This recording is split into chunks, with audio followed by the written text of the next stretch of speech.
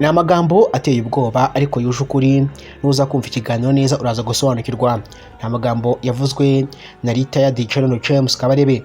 Yaragize ati twifuzaga ko abahutu bahunga, twifuzaga ko habaho imvururu n'intambara irimo irakorerwa abahutu ku buryo bahunga kandi bagahunga u Rwanda by'iteka ryose, bagahungira mu bihugu bigiye bitandukanye birimo nka Repubulika Iharanira Demokarasi ya Kongo, Uganda, Tanzania, Kenya ndetse bakajya no mu bihugu birimo Ububiligi, Ubudage, Ubufaransa, Ubwongereza, Leta Zunze Ubumwe za Amerika, Ubushinwa ndetse n'ibindi bihugu bigiye bitandukanye byose bigizwe n'isi uko ari 195. Ariko twifuzaga ko abahutu bahunga ndetse bagahunga u Rwanda mu mvururu zose zashobokaga, twagombaga gukora ibishoboka byose kugira ngo bahunge. Ayo magambo utangiye ndi kumva ni yatangajwe na Retired General James Kabarebe wahoze mu ngabo z'u Rwanda gusa ku mwaka 2018 akajya mu kiruhuko cy'izabukuru, ariko ntago akazi ke karangiye kubera ko yakomeje guhabwa inshingano na nyakubahwa Perezida Paul Kagame.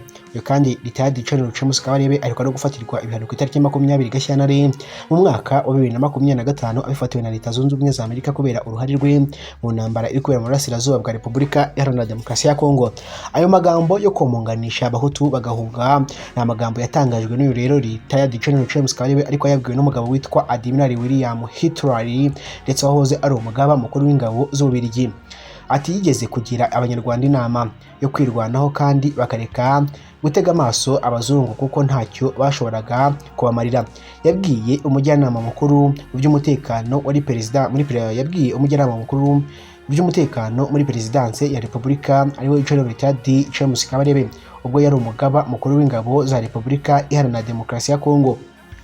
Wibutse ko uyu Retired General James Kabarebe ubu ngubu tuvugana yigeze no kuba umugaba mukuru w'ingabo z'ibihugu bibiri, haba mu Rwanda no muri Repubulika Iharanira Demokarasi ya Kongo, nyuma y'ifatwa ndetse n'ihirikwa rya Mobutu Sese Seko wahoze uyoboye Repubulika Iharanira Demokarasi ya Kongo hafi imyaka 40, usagaza guhirikwa ndetse n'igisirikare cya FDL gifatanyije na APA, igisirikare cya Uganda UPDF ndetse n'igisirikare cya Uganda n'icya Angola.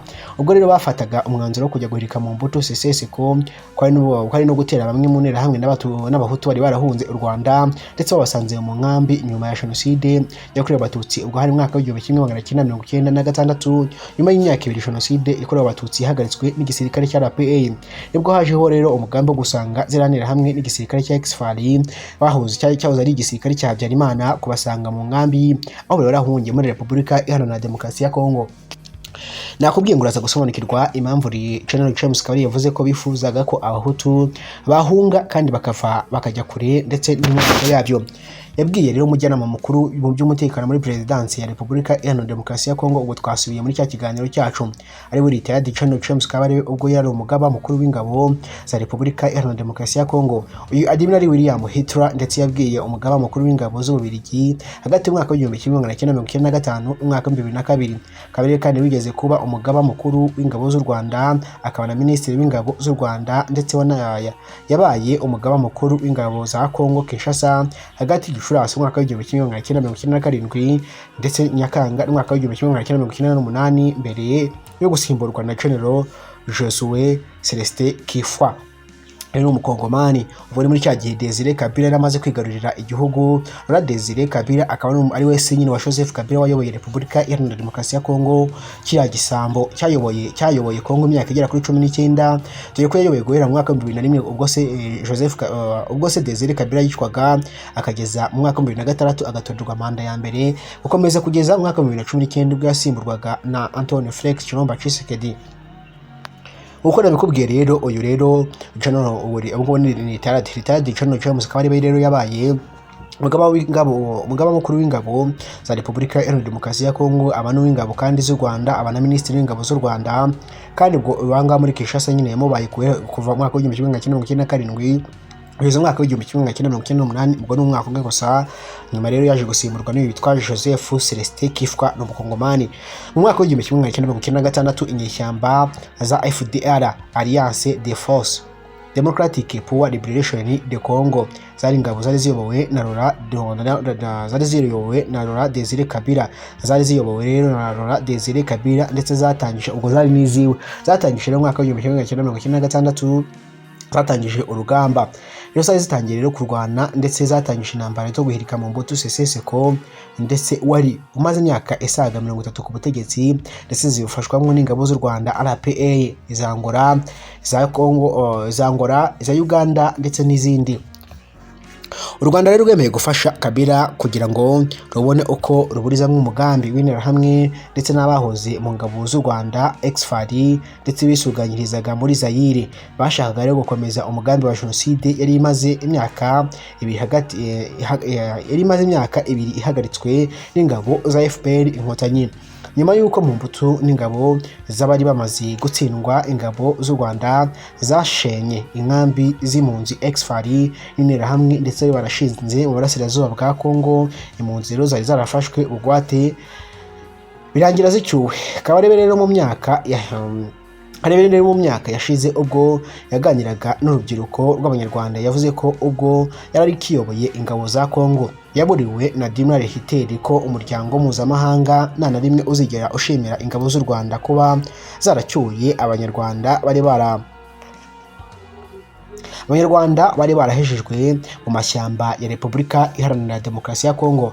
Ati njyewe nyobora ingabo za Kongo, umugaba mukuru w'ingabo z'Ububiligi yaraje turaganira tujyana ikiganiro kirekire mubwira amateka y'u Rwanda yose. Aravuga ati ntabwo nari mbizi, njyewe ndi umusirikare sindi umunyapolitike, atariko reka mubwize ukuri mu mateka y'u Rwanda rwanyu.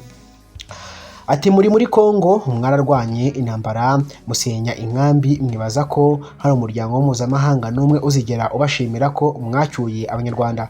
Ati mugasenya inkambi. Ati hoya, ati ibyo ntibishoboka, ibyo ngibyo rero mumenye muzabipfa n'abanyamahanga. Atakomeye kandi muzabipfa n'amahanga akomeye, muzabipfa n'imiryango ikomeye kuko mwakandagiye inyungu zabo mwarazangirije kuko ni ubucuruzi.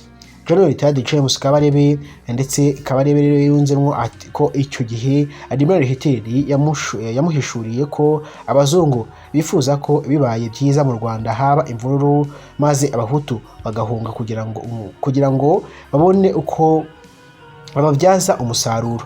Ati rero aha ndagira ngo muhumve neza. Retired General James Kabarebe ndetse yunzemwo icyo gihe Admiral Hitler yaramuhishuriye ko abazungu bifuza ko bibaye byiza mu Rwanda haba imvururu maze abahutu bagahunga kugira ngo babone uko bababyaza umusaruro. Bivuze ko nyine abazungu bifuzaga ko abahutu bahunga mu Rwanda, ubundi bakava mu Rwanda bakajya mu bihugu bigiye bitandukanye kugira ngo babyaze umusaruro. Ati yarabimbwiye ati mwebwe Abanyarwanda nimutirwanaho ngo mukemure ibibazo byanyu ndetse mutibaza ngo mukemure ibibazo byanyu mutibaza ngo twebwe hari icyo tuzabamarira. Ati ndakubwiza ukuri, mwebwe mugira ubwoko bubiri, abahutu n'abatutsi. Twebwe abazungu rero icyo rero ati icyifuzo cyacu nuko haba imvururu zituma abahutu bahunga kuko bahunze nibo benshi. Ati bahunze ni benshi cyane kandi iyo ari benshi biradufasha kugaburira ndetse no gutanga imfashanyo, ubucuruzi bukiyongera. Yunzemwo ati kandi abatutsi bo bahunze nta washobora kubitaho kuko ari bake cyane ndetse kugira agaciro k'ubucuruzi. Aya magambo yavuzwe n'umuzungu witwa Admiral Hitler William, akaba ari umugabo waganiriye na General James Kabarebe. Akaba ari amateka General James Kabarebe yagarutseho ari mu biganiro n'urubyiruko. Yavuze ko impamvu ngo abazungu batifuzaga ko intambara yo mu Rwanda irangira cyangwa se hakongera hakaba imvururu, ubwo ni intambara ituma abahutu bahunga ari benshi bagahungira mu bihugu bigiye bitandukanye, byari kuba ari inyungu zikomeye cyane ku bazungu kuko byari kubafasha mu bucuruzi bwabo no gufasha impunzi maze ubucuruzi bukiyongera. Ati ko rero RPA yarateye ndetse ikajya kurwana muri Repubulika Iharanira Demokarasi ya Kongo, yarangiza igasenya inkambi zari z'impunzi z'abahutu ndetse ikanasenya inkambi z'igisirikare cya ex-FARI cyari cyaratsinzwe cyari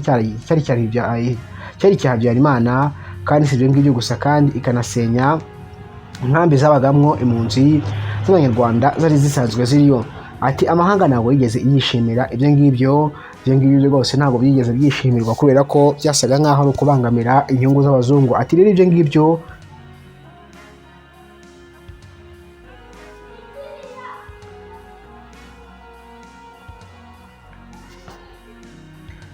ati niyo mpamvu rero niyo mpamvu rero tubabwira ko bari abazungu cyane cyane ababiligi nta neza bigeze bifuriza u Rwanda habe na gato.